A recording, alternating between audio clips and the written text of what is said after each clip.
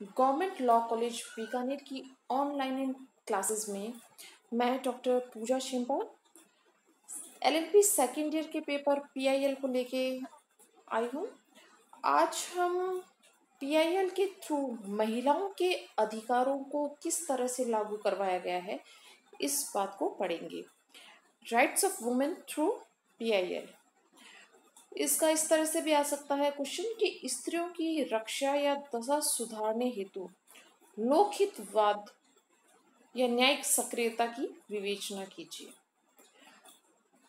Specially girls candidates को interview में महिलाओं के संबंध में जो प्रावधान बनाए गए हैं कानून में, उनको लेके और महिलाओं से रिलेटेड केसेस काफ़ी पूछे जाते हैं, तो गर्ल्स को ये केसेस काफ़ी अच्छे से लर्न होने चाहिए।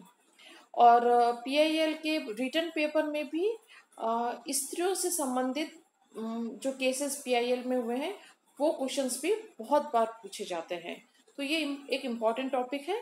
मैं आप लोगों को 13-14 केस लॉज करवाऊंगी, काफ़ी अच्छे केस लॉज हैं और लगभग हमारे ये टॉपिक 3 सेशंस तक चलेगा। तो फर्स्ट केस लॉ मैं आपको ये पढ़ाती हूँ, विशाखा वर्सेस राजस्थान।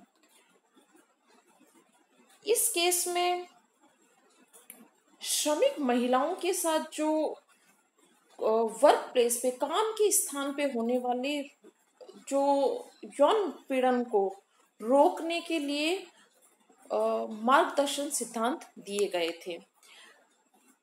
इसमें विशाखा नामक एक एनजीओ था, उन्होंने रिट पिटीशन न्यायालय में दायर की ताकि समुचित निर्देश न्यायालय जारी कर सके।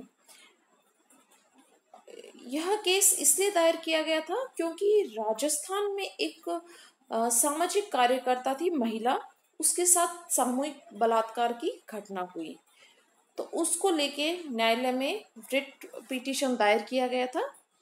और इसमें न्यायालय ने कहा कि जो देश में वर्तमान की आपराधिक और जो सिविल लॉज है उसमें पर्याप्त संरक्षण नहीं था उस समय यौन उत्पीड़न से बचाने के लिए। तो जब तक कोई समुचित विधि नहीं आती है तब तक सभी कार्यस्थल, चाहे वे प्राइवेट हो या पब्लिक हो, श्रमजीवी महिलाओं के यौन उत्पीड़न को रोकने के लिए समुचित उपाय किए जाने बहुत जरूरी है। तो इसमें आर्टिकल 14, 19 और 21, 14, 19 और 21 द्वारा प्रदत्त मूल अधिकारों को लागू किए जाने के लिए मुख्यतः यह रिट याचिका दायर की गई थी। इस रिट याचिका में माननीय न्यायालय ने कई दिशा निर्देश जारी किए थे। ये दिशा निर्देश काफ़ी इम्पोर्टेंट है, इसको हम देखते हैं कि जो कार्यस्थल है वहाँ पे जो नियुक्ति अधिकारी है, नियुक्ति देने वाला अधिकारी, वो कुछ ये उपाय अपनाने उसमें ज़रूरी हैं जो महिलाओं के साथ यौन उत्पीड़न को रोकने के लिए ज़रूरी है कि वो ये सभी उपाय अपनाएगा। जैसे कोई यौन उत्पीड़न में कोई शारीरिक संबंध प्रस्ताव बनाने के लिए या कोई ऐसी मांग रखता है या कोई इस संबंध में कोई छींटाकशी करता है, अश्लील साहित्य दिखाना या कोई ऐसा आचरण जो शारीरिक या मौखिक रूप से अभद्र लगे, इन सब को रोकने के उपाय करेंगे। साथ ही कोई सार्वजनिक या सरकारी निकायों में जो नियम विनियमन रेगुलेशंस बनते हैं उनमें यौन उत्पीड़न को रोकने के संबंध में ऐसे नियम शामिल किए जाने जरूरी हैं, और अगर उन नियमों को कोई तोड़ता है तो उसे दंडित किए जाने का प्रावधान किया जाना जरूरी है। साथ ही प्राइवेट क्षेत्र में भी इसके संबंध में नियम बनाए जाने जरूरी हैं जो औद्योगिक नियोजन के संबंध में हो। कार्यस्थल पर महिलाओं के काम, आराम, स्वास्थ्य के संबंध में भी समुचित प्रावधान किए जाने जरूरी हैं, और कभी भी उनको ऐसा महसूस नहीं होना चाहिए वहाँ पे नियोजन के स्थान पे कि वे अलाभकारी स्थिति में हैं। साथ ही सुप्रीम कोर्ट ने यह भी कहा कि आईपीसी में अगर कोई विशिष्ट अपराध घोषित है, अगर उस संबंध में कोई व्यक्ति अपराध करता है, तो नियोक्ता समुचित अधिकारी को शिकायत करके समुचित कार्रवाई प्रारंभ करेगा। एक इम्पॉर्टेंट नियम यह निर्देश यह दिया गया था कि यदि ऐसी कोई घटना होती है यौन उत्पीड़न के संबंध में कार्यस्थल पर, तो वह महिला कर्मचारी अपना खुद का ट्रांसफर करवा सकती है या फिर जो उसे यौन शोषण कर रहा है, उत्पीड़न करता है, उसका वह ट्रांसफर करवा सकती है। वह उस महिला के ऑप्शन पे होगा जो महिला चाहेगी। साथ ही माननीय न्यायालय ने कहा था कि क्या, क्योंकि ये क्वेश्चन उठा था कि क्या माननीय न्यायालय को ऐसा निर्देश देने की शक्ति है, तो माननीय न्यायालय ने कहा कि आर्टिकल 32 में श्रमजीवी महिलाओं के जो मूल अधिकार हैं उनको लागू करने के लिए और उत्पीड़न को रोकने के लिए सिद्धांत दिए जाने की शक्ति माननीय न्यायालय को प्राप्त है। अब हम एक और केस लोग देखते हैं। ये हमने अभी पढ़ा था विशाखा वर्सेस राजस्थान का। ये 1997 का केस है और काफी अच्छा केस लो है। और यह आरचेस के इंटरव्यू में इसके संबंध में क्वेश्चन पूछा जा चुका है। नेक्स्ट हम देखते हैं चेयरमैन रेलवे बोर्ड बनाम चंद्रिका दास। ये सन 2000 का केस लो है। इसमें विदेशी महिला के साथ सामूहिक बलात्कार का मामला था। इस केस में एक एडवोकेट ने आर्टिकल 226 में, जो कि हाई कोर्ट में लगाई जाती है। देखिए, मैं आपको बताती हूँ कि आर्टिकल 32 तो सुप्रीम कोर्ट में और लगाई जाती है और आर्टिकल 226 हाई कोर्ट में लगाई जाती है। तो इस केस में एक वकील ने हाई कोर्ट में, कलकत्ता हाई कोर्ट में आर्टिकल 226 में रिट याचिका पेश की, क्योंकि हावड़ा के रेलवे स्टेशन के यात्री निवास में एक कमरे में रेलवे कर्मचारियों ने एक बांग्लादेशी महिला का नाम था हनीफा खातून के साथ सामूहिक बलात्कार किया गया। तो हाई कोर्ट ने महिला को 10 लाख का प्रतिकर दिए जाने का निर्णय दिया। तो रेलवे इसकी अपील करने के लिए सुप्रीम कोर्ट गया।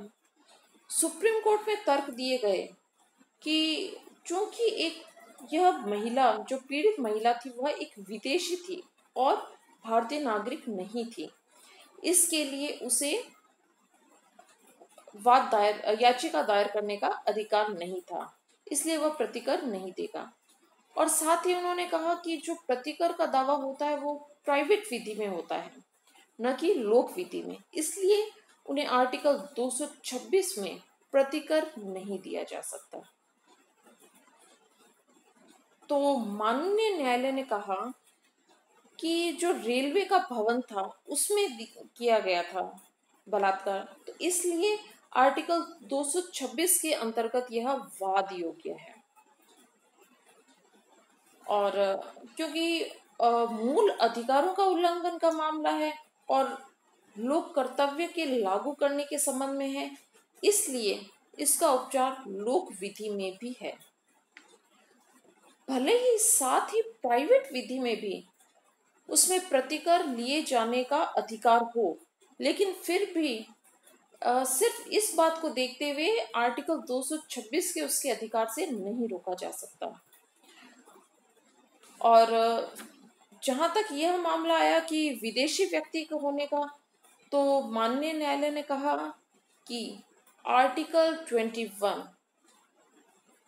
में जो वर्ड यूज किया गया है, नागरिक वर्ड यूज नहीं किया गया। आप ध्यान से देखिएगा आर्टिकल 21 को, उसमें व्यक्ति शब्द यूज किया गया है। व्यक्ति में विदेशी व्यक्ति भी शामिल है, नागरिक शब्द नहीं यूज किया गया है।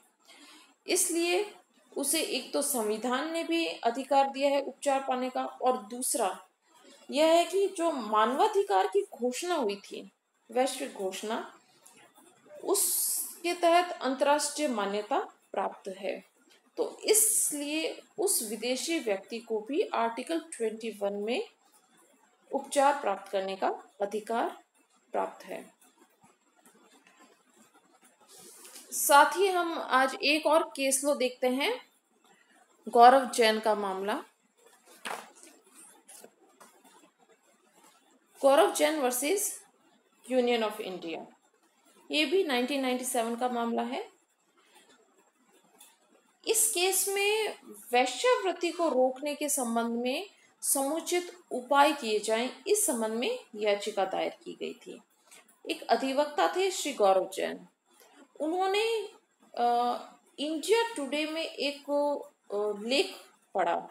वह लेख का हेडिंग था कि भारत में वैश्याओं की संतानों को समाज कुछ नहीं देता। इस लेख को पढ़ के उन्होंने आर्टिकल 32 में सुप्रीम कोर्ट में एक याचिका दायर की कि वे समुचित निर्देश जारी करें कि महिलाओं जो वैश्यावृत्ति में है उनको पुनर्वास के लिए और उनके बच्चों को आगे कैरियर बनाने के लिए और एक गरिमापूर्ण जीवन जीने के लिए कुछ दिशा निर्देश दिए जाएं। तो माननीय न्यायालय सुप्रीम कोर्ट ने यह निर्णय दिया कि जो कलंकित पेशे में महिलाएं हैं उनको रोकने को समुचित उपाय किए जाने जरूरी हैं। यह गैर सरकारी संस्थाओं का एक कर्तव्य है। साथ ही पुनर्वास के लिए उनकी संतानों को इसी पेशे में जाने से रोकने के लिए और गरिमापूर्ण जीवन जीने के लिए जो आर्टिकल 21 का लक्ष्य है उस संबंध में कई दिशा निर्देश दिए, जिसमें कि जो उनको शिक्षा है, शिक्षा की तरफ ले जाया जाए, वित्तीय सहायता दी जाए और उनके द्वारा जो निर्मित वस्तुएं हैं उनके लिए बाजार उपलब्ध करवाए जाएं, उनके विवाह के लिए व्यवस्था की जाए, आवास की व्यवस्था की जाए ताकि वे रेड लाइट क्षेत्र की तरफ न जाएं। और साथ ही सामाजिक कल्याण विभाग को भी निर्देश दिए कि वे ऐसी योजनाएं चलाएं कि ऐसे लोग इस पेशे में पुनः न जाएं। तो माननीय न्यायालय ने आंध्र प्रदेश का एक उदाहरण भी दिया जिसमें कहा कि वहाँ महिलाएं जो देववासी थी, देवदासी प्रथा वहाँ चलती है, तो उनको एक अलग से मकान उपलब्ध करवाने की सुविधाएं दी गई और 60 वर्ष से अधिक उम्र की देवदासियों को पेंशन की भी सुविधाएं प्रदान की गई। तो इस तरह से PIL के थ्रू महिलाओं के अधिकारों को लागू करने के लिए हमने महत्वपूर्ण केस लॉज पढ़े। अब नेक्स्ट सेशन में भी मैं आपको काफ़ी इम्पोर्टेंट केस लॉज बताऊंगी। Thank you so much.